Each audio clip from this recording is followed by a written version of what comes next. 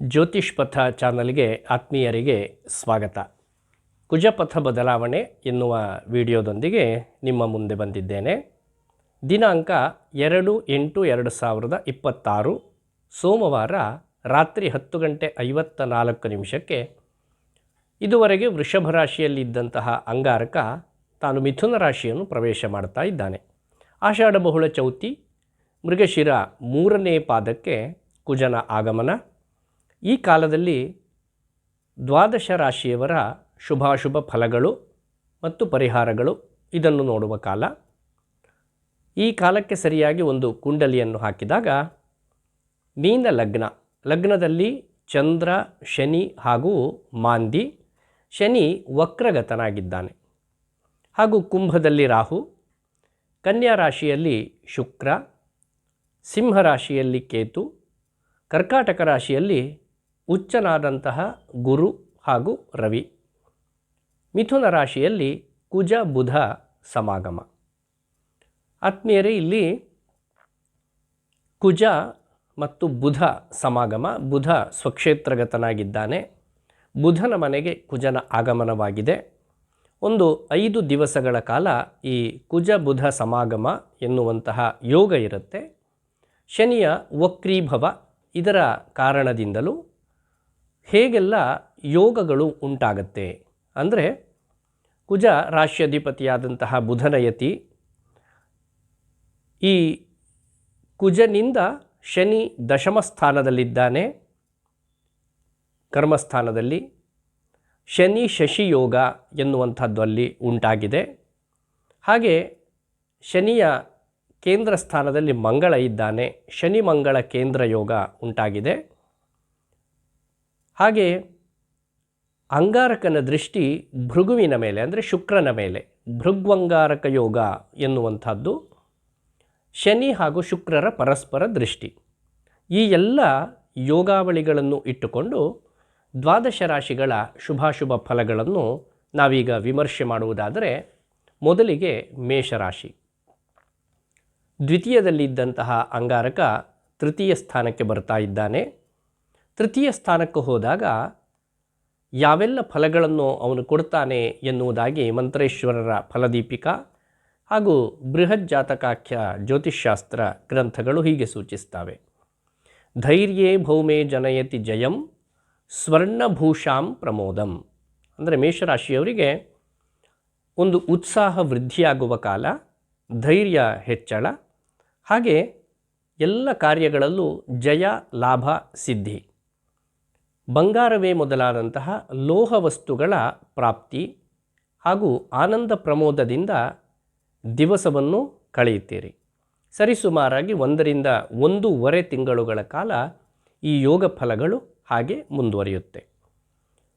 ಇನ್ನು ಏಕಾದಶ ಸ್ಥಾನದ ರಾಹುವಿನ ಕಾರಣದಿಂದ ಲಾಭ ವೃದ್ಧಿ. ಲಾಭ ಇದೆ, ಅದು ವೃದ್ಧಿಯಾಗತ್ತೆ, ಹೆಚ್ಚಳವಾಗತ್ತೆ. ತೃತೀಯ ಸ್ಥಾನದ ಬುಧನ ಕಾರಣದಿಂದ ಅರ್ಥಹಾನಿ, ಜ್ಞಾತಿ ವೈರ ಮತ್ತು ಬುದ್ಧಿಜಾಡ್ಯ. ನಿಮ್ಮ ಜ್ಞಾತಿಗಳಲ್ಲಿ ಅಂದರೆ ಕುಟುಂಬದ ಹತ್ತಿರದ ಬಂಧುಗಳಲ್ಲಿ ವೈರವನ್ನು ಕಟ್ಟಿಕೊಳ್ಳುವಂತಹ ಒಂದು ಯೋಗ ಮತ್ತು ಬುದ್ಧಿಜಾಡ್ಯ. ಗಮನಿಸಬೇಕಾದ್ದು, ಮಾಡಬೇಕಾದ ಉದ್ಯೋಗ ಅಥವಾ ಕರ್ತವ್ಯ ಇವುಗಳು ಯಾವುದು ಅಂತ ಚೆನ್ನಾಗಿ ಗೊತ್ತಿರುತ್ತೆ, ಆದರೆ ಅದನ್ನು ಮಾಡುವಲ್ಲಿ ಸ್ವಲ್ಪ ಆಲಸ್ಯ ತೋರಬಹುದು. ಜೊತೆಗೆ ಕೆಲವೊಮ್ಮೆ ಎಲ್ಲ ವಿಷಯಗಳು ಗೊತ್ತಿದ್ದರೂ ಕೂಡ ಉತ್ತರಿಸುವಲ್ಲಿ ಅದು ವಿಫಲವಾಗಬಹುದು. ಚತುರ್ಥದ ರವಿ ಹಾಗೂ ಗುರುವಿನ ಕಾರಣದಿಂದ ಪ್ರಯಾಣದಲ್ಲಿ ವಿಘ್ನ.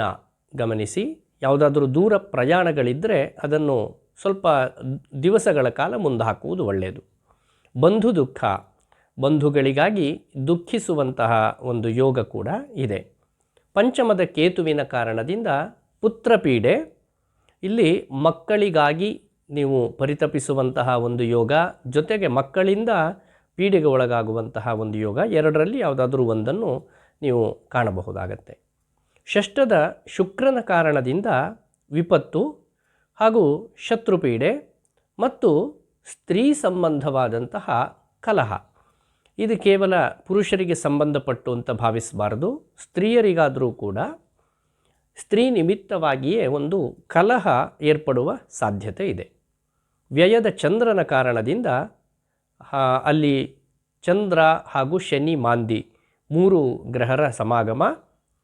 ಶನಿ ಶಶಿ ಯೋಗ ಅಂತಲೂ ನಾವು ಅದನ್ನು ಕರೀತೇವೆ. ಅಲ್ಲಿಯೇ ಮಾಂದಿಯು ಸ್ಥಿತನಾಗಿದ್ದಾನೆ. ಇದರ ಕಾರಣದಿಂದ ಅಲ್ಪಕೃಷಿ, ನಿತ್ಯವಾದ ಹಾಗೂ ದುಸ್ವಪ್ನ ಮತ್ತು ಉಗುರಿನಲ್ಲಿ ಬಾಧೆ, ಉಗುರಿಗೆ ಸಂಬಂಧಪಟ್ಟ ಹಾಗೆ ಉಗುರು ಸುತ್ತು ಇತ್ಯಾದಿ ರೋಗ ಬಾಧೆಗಳು ಕಾಣಬಹುದು. ಕುನಖಿ ಎನ್ನುವುದಾಗಿ ಆ ಯೋಗವನ್ನು ವಿವರಿಸಿದ್ದಾರೆ. ಆದರೆ ಒಂದು ವಿಶೇಷವಾದಂತಹ ಯೋಗ ನಿಮ್ಮ ಪಾಲಿಗಿದೆ. ಯಾವುದು ಅಂದರೆ ಉತ್ತಮವಾದಂತಹ ವಾಹನ ಸೌಖ್ಯ. ಈಗ ನೀವೇ ಹೊಸತಾಗಿ ವಾಹನವನ್ನು ಖರೀದಿ ಮಾಡಬಹುದು, ಅಥವಾ ನಿಮಗೆ ಬೇಕೆನಿಸಿದಾಗ ಪ್ರಯಾಣ ಉಂಟು ಅಂತ ಹೇಳಿದಾಗ ಒಳ್ಳೊಳ್ಳೆಯ ವಾಹನಗಳು ದೊರಕುತ್ತವೆ. ಆದರೆ ಅದೇ ಹೊತ್ತಿಗೆ ಪ್ರಯಾಣದಲ್ಲಿ ವಿಘ್ನಗಳೂ ಇದ್ದಾವೆ. ವಾಹನವೇನೋ ಒಳ್ಳೆಯದಿದೆ, ಆದರೆ ಪ್ರಯಾಣದಲ್ಲಿ ವಿಘ್ನ, ವಾಹನದಲ್ಲಿ ಹೋದಂತಹ ಕಾರ್ಯ ಸಫಲವಾಗದೆಯೂ ಇರಬಹುದು. ಈ ಎಲ್ಲ ಯೋಗಗಳನ್ನು ನಿಮ್ಮ ಮನಸ್ಸಿನಲ್ಲಿಟ್ಟುಕೊಂಡು ಸರಿಸುಮಾರಾಗಿ 1ರಿಂದ 1.5 ತಿಂಗಳುಗಳ ಕಾಲ ನೀವು ನಿಮ್ಮ ಕಾರ್ಯಕ್ರಮಗಳನ್ನು ರೂಪಿಸಿಕೊಳ್ಳಬಹುದು. ಯಾಕೆಂದರೆ ಜ್ಯೋತಿಷ್ಶಾಸ್ತ್ರ ಇರುವಂಥದ್ದೇ ಅದಕ್ಕೋಸ್ಕರ. ನೀವು ಯಾವೆಲ್ಲ ಬದಲಾವಣೆಗಳನ್ನು ಆ ಕಾಲದಲ್ಲಿ ಮಾಡಬಹುದೋ ಅದನ್ನು ಮಾಡಿಕೊಂಡರೆ ಖಂಡಿತ ಯಶಸ್ಸು ಪ್ರಾಪ್ತಿಯಾಗತ್ತೆ. ಪರಿಹಾರ ಏನು ಹಾಗಾದರೆ ಇದಕ್ಕೆ ಅಂದರೆ ನಾಗಾರಾಧನೆಯನ್ನು ಮಾಡಿ ಮತ್ತು ಶಿವಾರಾಧನೆಯನ್ನು ಮಾಡಿ. ನಾಗಕ್ಷೇತ್ರ ಸಂದರ್ಶನ ಹಾಗೂ ನಾಗನಿಗೆ ಹಾಲೆರೆಯುವಂಥದ್ದು, ನಾಗನಿಗೆ ಪವಮಾನಾಭಿಷೇಕ ಮತ್ತು ಆಶ್ಲೇಷ ಬಲಿ ಸರ್ಪ ಸಂಸ್ಕಾರಾದಿ ಪೂಜೆಗಳು, ಇನ್ನು ಶಿವಾರಾಧನೆ, ಶಿವಕ್ಷೇತ್ರ ಸಂದರ್ಶನ, ರುದ್ರಾಭಿಷೇಕ ಇತ್ಯಾದಿ ಸೇವೆಗಳಿಂದ ನಿಮಗೆ ಶುಭ ಫಲ ಪ್ರಾಪ್ತಿಯಾಗತ್ತೆ. ಓಂ ನಮಃ ಶಿವಾಯ ಶಿವ ಪಂಚಾಕ್ಷರಿ ಜಪಾನುಷ್ಠಾನವನ್ನು ಕೂಡ ಹೆಚ್ಚು ಹೆಚ್ಚು ಮಾಡಬಹುದು. ಇದರಿಂದಲೂ ಕೂಡ ನಿಮಗೆ ಅತ್ಯಂತ ಶ್ರೇಯಸ್ಸು ಉಂಟಾಗತ್ತೆ. ಇದಿಷ್ಟು ಮೇಷರಾಶಿಯ ಶುಭಾಶುಭ ಫಲಗಳು. ಅಂಗಾರಕನ ಆಗಮನದಿಂದ ಉಂಟಾಗಬಹುದಾದಂತಹ ಯೋಗಗಳನ್ನು, ಫಲಗಳನ್ನು ಹಾಗೂ ಪರಿಹಾರ, ಈ 3 ನಾನು ಸೂಚಿಸಿದ್ದೇನೆ. ಇದನ್ನು ನೀವು ಸರಿಯಾಗಿ ವಿನಿಯೋಗ ಮಾಡಿಕೊಂಡು ಭಗವತ್ ಕೃಪೆಗೆ ಪಾತ್ರರಾಗಿ ಎನ್ನುವುದಾಗಿ ಹಾರೈಸ್ತೇನೆ. ಮೇಷರಾಶಿಯವರಿಗೆ ಅಂಗಾರಕ ಒಳಿತನ್ನು ಮಾಡಲಿ ಎನ್ನುವುದಾಗಿ ಹಾರೈಸ್ತೇನೆ. ಧನ್ಯವಾದಗಳು.